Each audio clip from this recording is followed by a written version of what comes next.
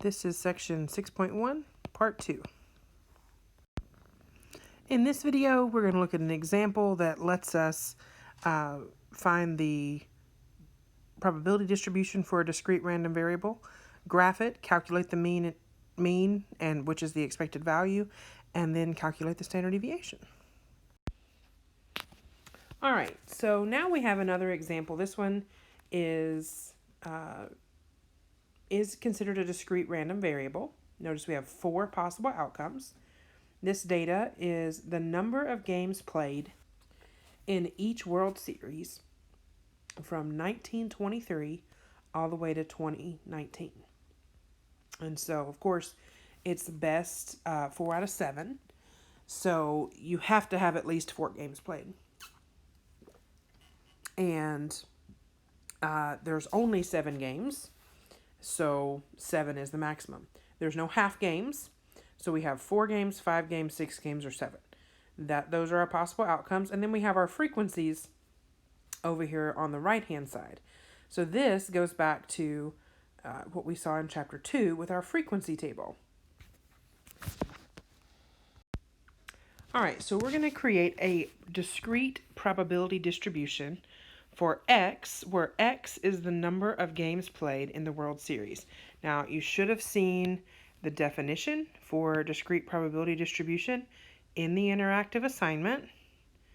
If you didn't, the short definition is that it is a list of all possible outcomes, X. So that's going to be a 4, 5, 6, or 7, along with their associated probabilities. Well, probabilities, if you remember, are the same as the relative frequency. And we saw that in chapter 2 as well. All right, so if we look, we have a total of 96 games, or 96 World Series. And in order to get the relative frequency, we're going to divide each of these out. Now, normally for a relative frequency, back in chapter 2, I would leave it as a fraction. But it's going to be easier, since we're dealing with probability, to probably put these in a decimal. And I would say that's what your My Lab's homework is going to ask for. So I'm going to take the 18, the frequency for 4 games played. I'm going to take 18 and divide it by 96. And I'm going to go ahead and round to 4 decimal places, just because that's, for this one at least, it's giving us an exact number. 8, 7, 5. That's an 8. That may not look very good. Let's see. Try that again. Okay. And then the next 2, both 5 and 6, are 20 out of 96. So I'm going to change that to 20 divided by 96. Now this one is not so nice, but I'm still going to go to 4 decimal places. 0.2083. Now I got that 3 would repeat. There we go. And then, of course, the majority of the games went to 7, or the majority of the series went to 7 games. So that's going to be 38 divided by 96. And again, I'm just going to round to 4 decimal places. 3958. And then there's a 3 repeating after that 8, but we'll try and be consistent. So again, as always, surely by now you've noticed you need to just pay attention to what the homework asks you to round to, because there will be times when it wants 3 decimal places, and then there will be times when it wants 8 decimal places. So you just got to be really careful and make sure you're paying attention to those. All right, so here is our discrete probability distribution.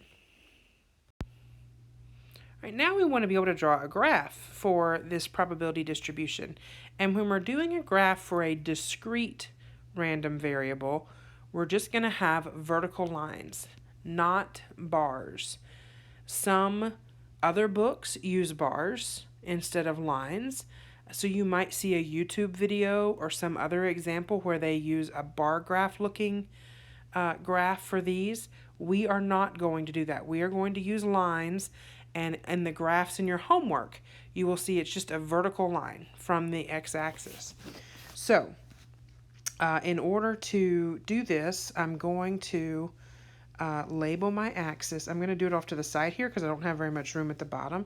So this is going to be number, whoops, helps if I'm writing, there we go, number of games played. And then, you know, I just want to kind of space them out a bit.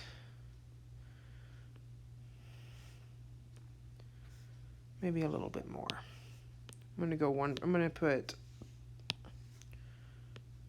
there we go. Just space them out evenly.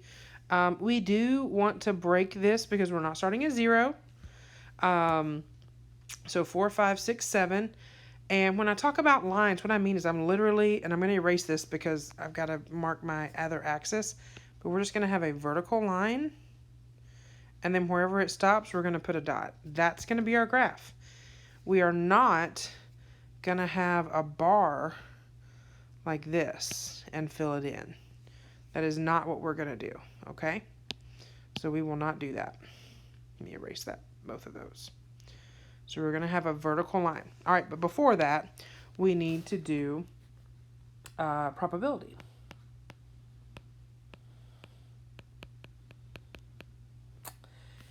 And our probabilities range from about 18 to 19% here for 4, all the way up to almost 40% here at 7.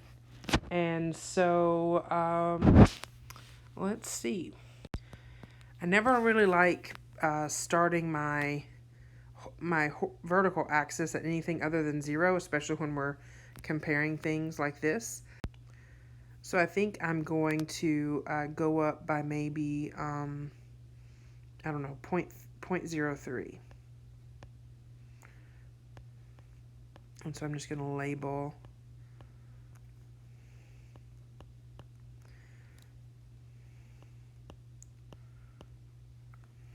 oops, I skipped one, didn't I?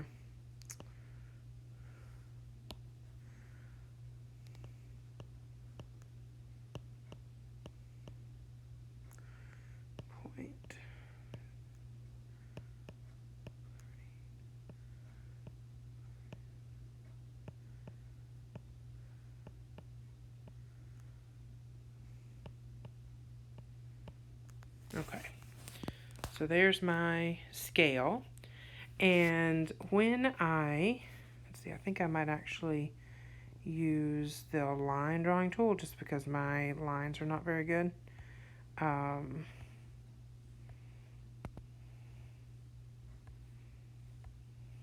we go. And I do want orange. So my first line needs to go up a little bit past the 0.18. So I'm going to start here. Whoops. Oh, there we go.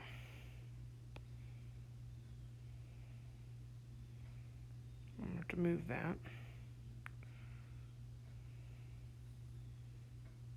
Oh, no, that wasn't the best idea.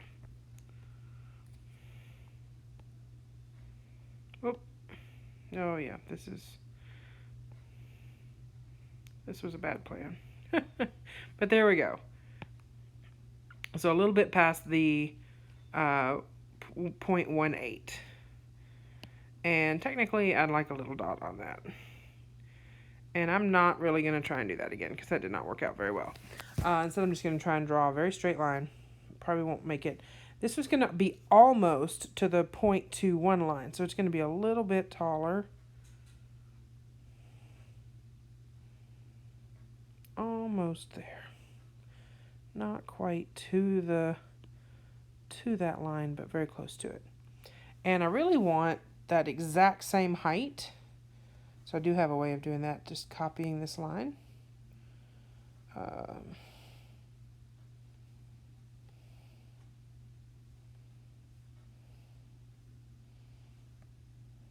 duplicating it, and then I can move it right there.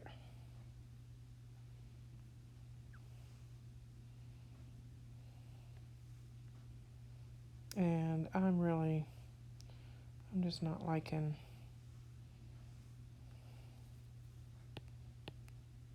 that line after all. So I'm going to draw it instead. It's not perfect, but at least it looks consistent. Okay. And then our line for 7 games in the World Series is going to go almost, well, not almost to 40 because there's not a 40, but a little bit past the 39, which is the last horizontal line that we have drawn on my graph. So we're going to go all the way up. I'm actually rather impressed with my line, and it's going to be a little bit more than that. So we're going to go about right there. And there we go. That is our discrete probability distribution, graphed out. All right, so the next part of this example wants us to compute the mean and standard deviation. So what I want us to do is actually, I've recorded my computer screen while I was using StatCrunch so that we can do this, and I can show you how we do it in that application. All right, so I've got my data here from our example. I've got the X values for number of games played in the World Series, along with the frequency. Now, calculating for 4 values and just going in and using your calculator to divide that by each of those by 96 is not a big deal.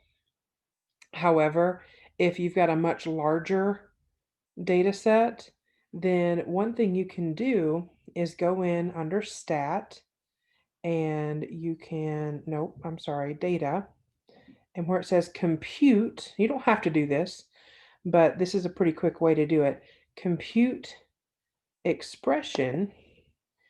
And then I actually have what I had tried earlier, and I changed it to count. So count, which is that whole column that I've labeled count, I'm going to divide that by 96. And then my column, well, that's going to be my probability of getting that X value.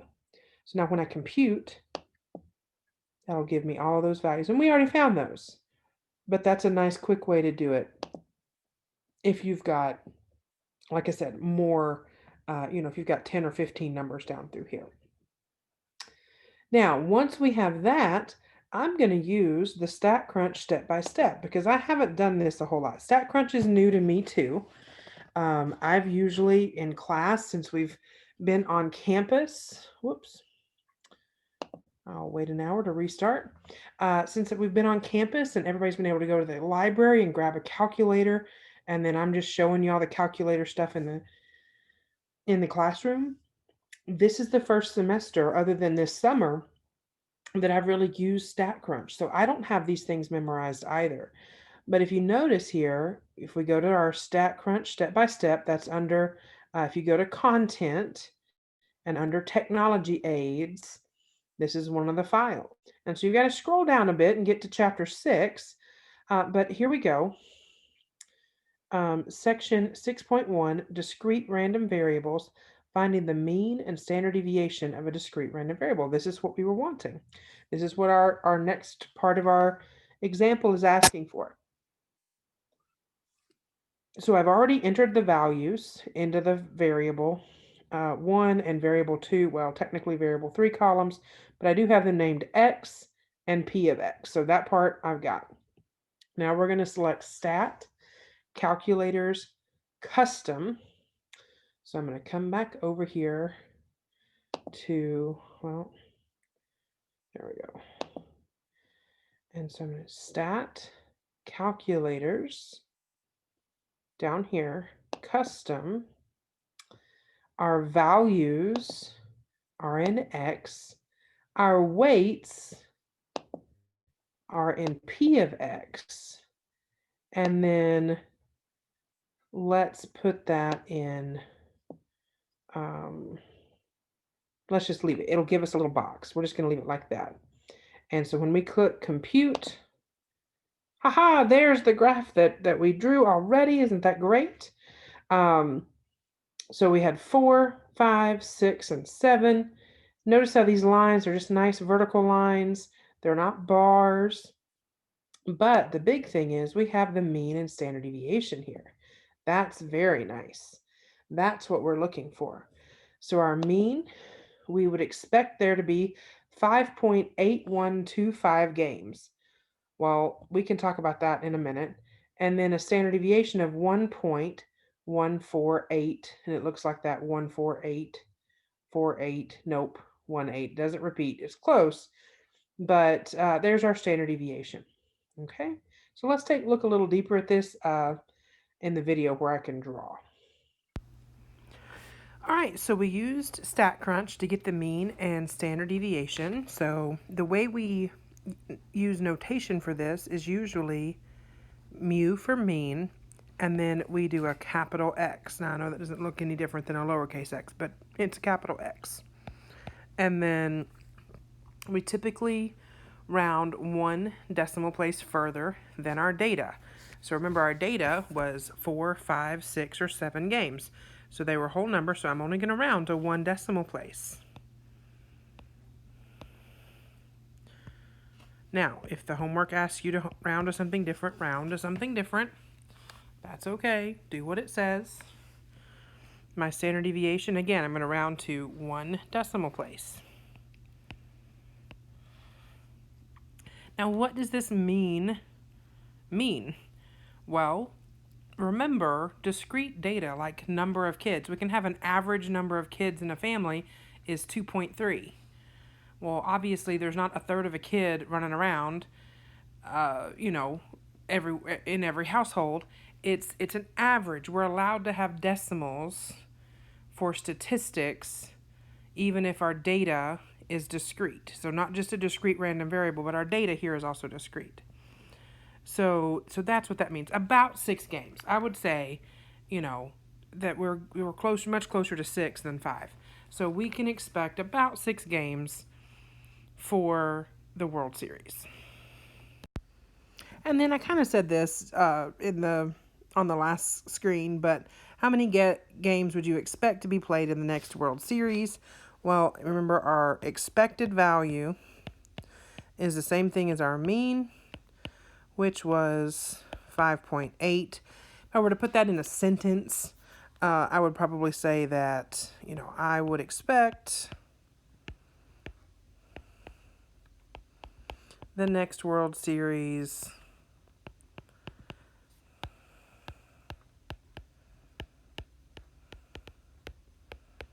to have 6 games. And again, I'm rounding that because there's no 5.8 games, right? So, okay, that's it.